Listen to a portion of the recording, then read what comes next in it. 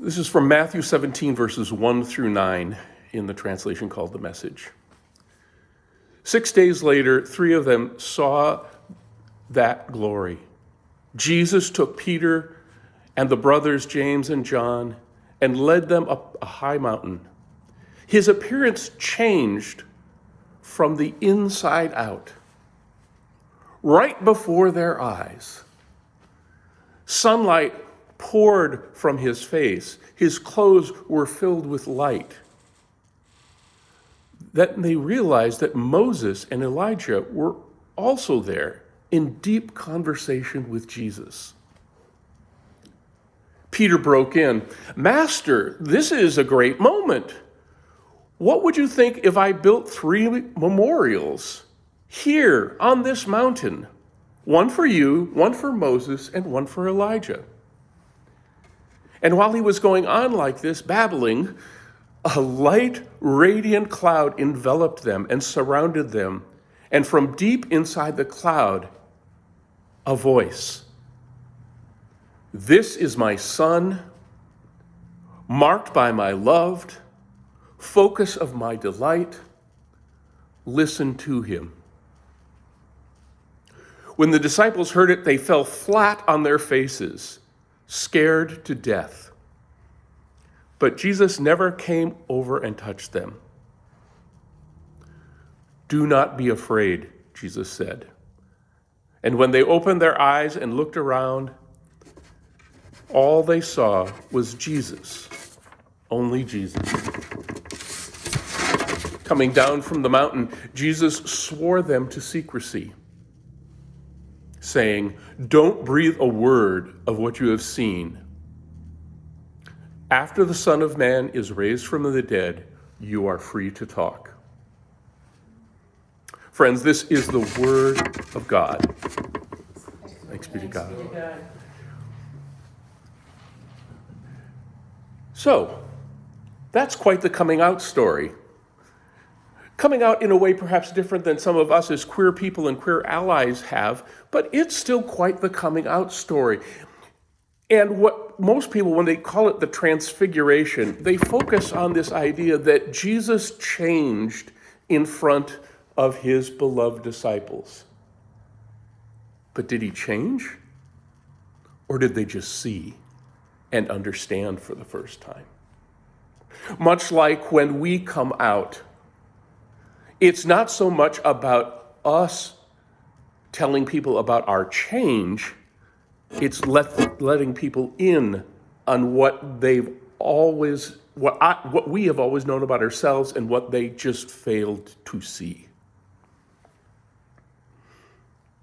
So I think there's 4 elements to this story that, again, I think we as queer and queer allied peoples can really relate to. And think about some of these things as we move from this short message into a little dialogue time. So to me, this really breaks down into 4 primary parts. The first is that this is not a bold, everybody all at once in the world suddenly seeing Jesus for who Jesus is. This is a partial reveal. This is 3, not even the 12, 3 of the very closest, of his closest friends, because there's more than the 12 as well that were following him. So it's a subset of a subset that he chose to bring to the mountain to let himself be seen for who he is for the first time. So that's the first thing. It's a partial reveal, starting with the closest of close friends.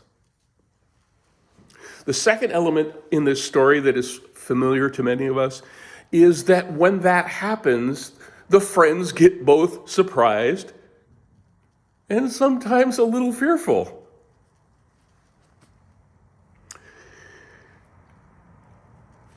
Another element that often is familiar to us is that element where Peter says, "Hey, let's build some shrines here." Unasked for and mostly unwanted advice about things that we should now do given what you've just said to me. So that's another element in the story. And the fourth one, and this is where I think our non-queer people look at this really strangely and wonder, why did Jesus end by saying, "Don't tell anyone"? That's hard for a lot of non-queer people to, wrap their heads around. Why would Jesus say, let's just keep this on the down low? You've seen it, you know it, but we're not just going to go tell everybody right now. It will come in its time. So that's hard to understand. So I think about those four elements, and I can share a few quick stories. When I came out, much too late in life, I didn't tell anybody until I was in my later 20s. I didn't tell my family until I was almost 30. And those first people I came out to, it was scary. And it was always very careful. It was always very.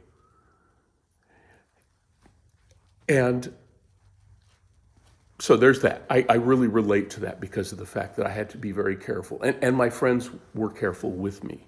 And for that, I really appreciate it. And a few of the people I told early on were surprised in not a good way. I had a coworker who I was just very fond of, and we worked together very well. And when I told him, he's like, I really wish you'd never told me that. I think we've all had one or two of those episodes as queer and queer ally people where we tell somebody and they just give you the reaction you least wanted. Like, oh, why did you tell me? In the case of my own parents, dear, wonderful parents, love them. And they came miles. They became charter members of a new PFLAG group shortly after I came out. But when I first told them, and I thought I was going to be gracious and give them permission, you may tell your families. I'll get around to it eventually, but if you want to start talking with your sisters and brothers and tell them about me, you may. You have my permission. And my mother sheepishly asked, do we have to? And that was my first sign that my folks had a little process ahead of them. They came along quickly, but it was a little unexpected. There was a little fear. There was a little dread.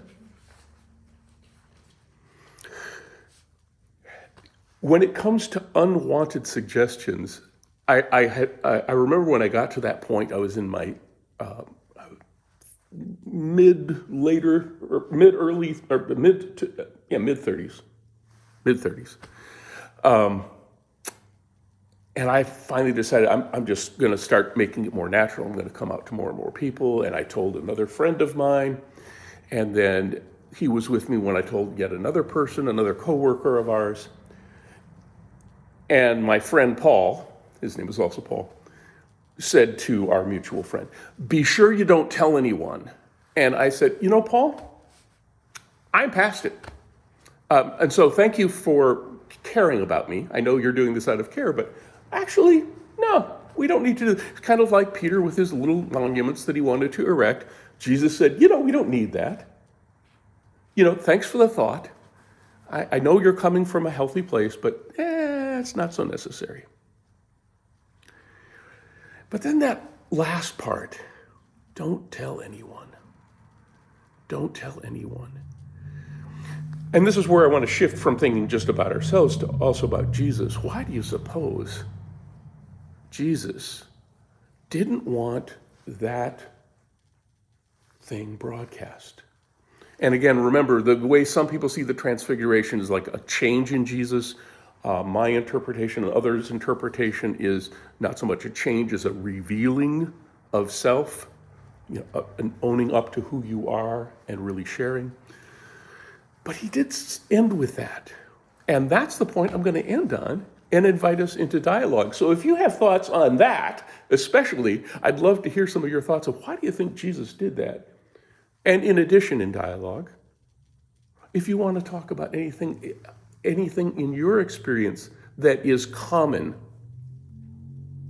with Jesus's experience in this story here, we can talk about that too. Let's go into dialogue now.